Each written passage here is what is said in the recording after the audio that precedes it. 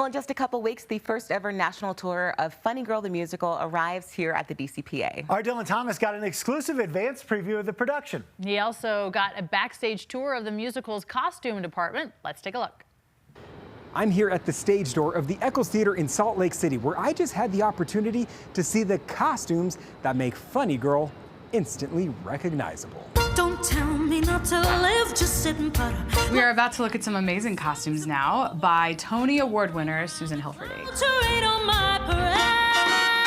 This is the ruffled shirt. As we see, fans of the movie will recognize this piece. It's a little bit of a plot point in this show that Nick is a little fancy. He's got a ruffled shirt for the first act. This is one of my favorite things to wear in the show. This is a beautiful smoking jacket.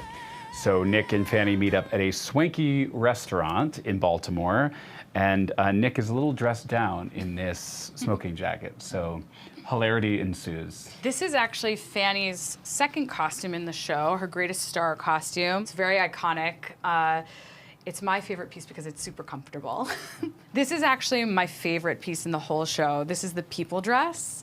I just think it's so feminine and so it's young, but it's also like a little mature with the neckline. We're seeing her being a little revealing for the first time.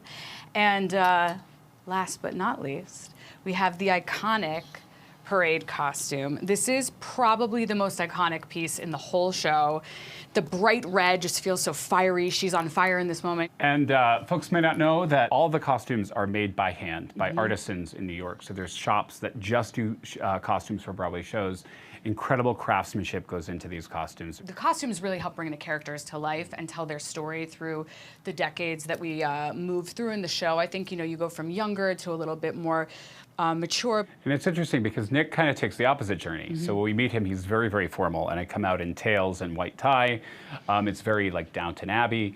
As the show goes on, he gets a little bit more casual. So it sort of charts their emotional journeys in the show, I think. I believe I do 22 costume changes in the show. I wear only one piece of clothing in the show twice, and that's actually this purple caftan that I wear for 2 different scenes in the show. I want to say there are over 150 costumes in the show, so it's a huge costume show.